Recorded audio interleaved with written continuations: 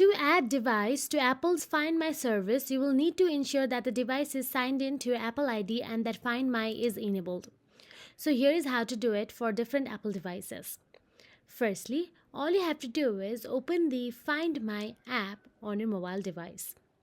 Now, once inside the Find My, you can see devices option available in the bottom.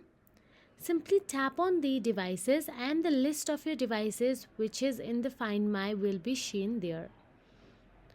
And from there, you can simply tap on the plus icon available.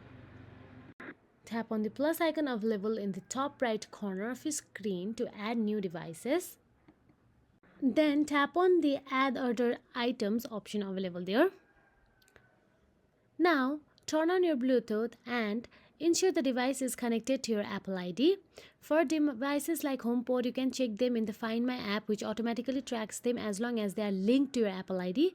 If they are not linked, then the Find My won't work on that device. If you found this video helpful, please like, share and subscribe, and thank you so much for watching.